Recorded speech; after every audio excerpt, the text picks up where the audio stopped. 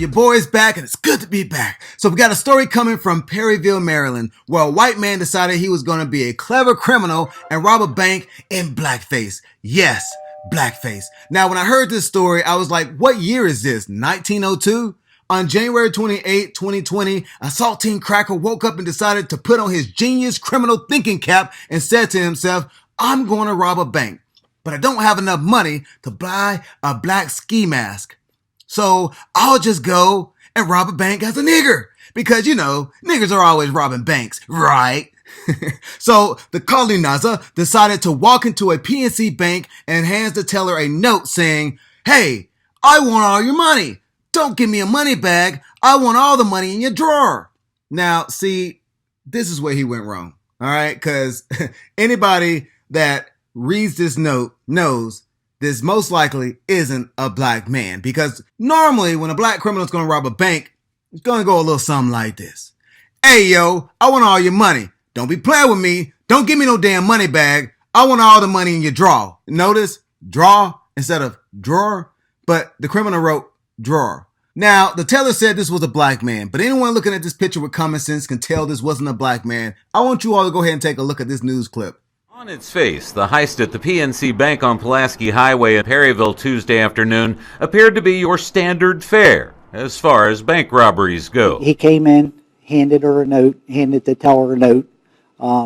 She gave him the money she had in the drawer. And at the time, Perryville Police Chief Alan W. Miller had no reason to doubt the teller's description of the robber. We interviewed the teller, and the teller gave us a description of a black male, 5'7", 5'8", 180 pounds. But when police checked the bank's surveillance footage of the robbery, they realized while the suspect wasn't wearing a mask, it didn't mean he wasn't trying to conceal his face. They found out by looking at the glove area, between the glove area and the jacket, this was actually a white male we're looking for. So initially, the call out was for a black male.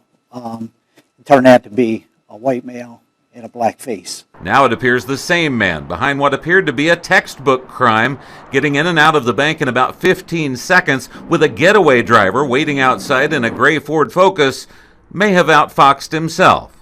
The picture of the black-faced robber is spreading like wildfire on social media and to news outlets around the globe. We're getting calls from all over. I mean, you know, to cover his face, you know, the black face, and to not cover his hands, not a very smart character, you know. But it's not a matter of if we're going to catch him, it's a matter of when. I mean, he's by no means the smartest bank robber out there. In Perryville, Jeff. Now, is it me or does the police chief seem to not have any urgency around this case? That's because Perryville, Maryland is a small town made up around 4,500 people or a little bit more, which are mostly Caucasians. Now, if the perpetrator were of any other race, the entire police department resources would have been allocated to catching the bandit. I think that the teller was also in on it. How do you give up all your money in your drawer when the robber has no weapon? Not a gun, not a knife, nothing. You know, and the crazy part is this robber has yet to be caught. And the major news outlets are mostly publishing the story on their websites. Like that's where most of their traffic is. We've talked about the blackface topic on this channel a couple of times. Roland, I did listen yesterday, and what was very clear in what I read and what I heard is that the history here, when it comes to that term and this issue, is deeply disturbing. I think the problem is for African Americans, we know the history, and too many white Americans don't know or won't accept it. When the reality is, it is American history, yours and mine. When you look at blackface, white entertainers wore blackface to mimic African Americans, to caricature African Americans. When you look at the minstrel shows, black entertainers were forced to wear blackface because whites did not even want to see the humanity of black people, so therefore they had blackface. Last night, I looked at Spike Lee's 2000 movie Bamboozled, which dealt with this. And they actually, the Jada Pinkett Smith character actually talked about exactly how they created it. And what they did was they poured alcohol on 2 corks, burned it to a crisp, mashed it to a powder, added water, and mixed it to a thick paste, and then applied it to the faces of black people. Then they would take red lipstick and put it on the lips, but then on the outside of the lips to create this image. But this thing went beyond just that.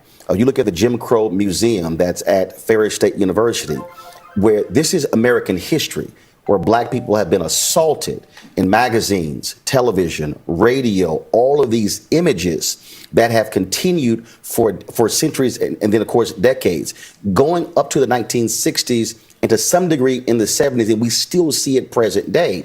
And so this is American history.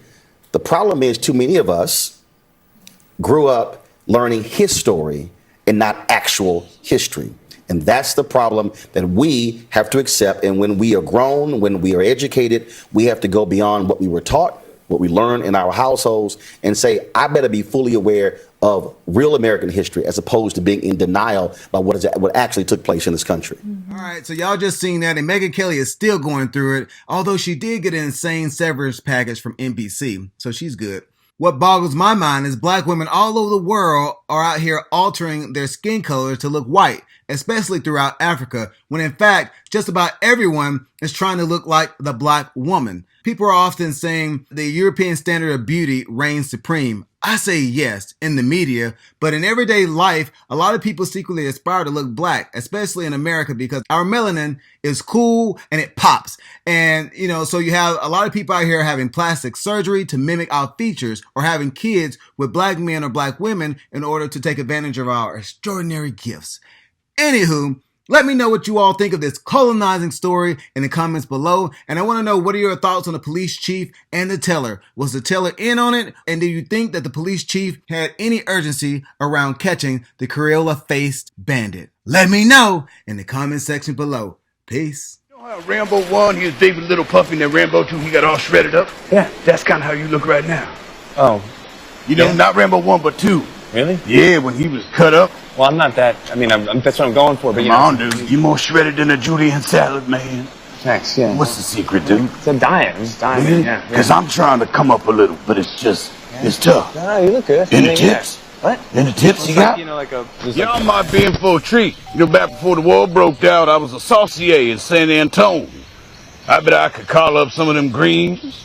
Yeah, noodle some crawfish out the patty, yo. I made us some crab apples for dessert now, yeah? Hell yeah! Ha! Hell yeah! Ha! That's how we all talk. We all talk like this, huh? Yes, sir, huh? Yeah, get some crawfish and some ribs, huh? Yeah! Oh man, we about to get this party started. If you made it this far in the video, do me a favor. Hit that subscribe, like, and that notification bell. It ain't a party until you subscribe. I love you for watching, and I'll see that beautiful face in the next one. Peace!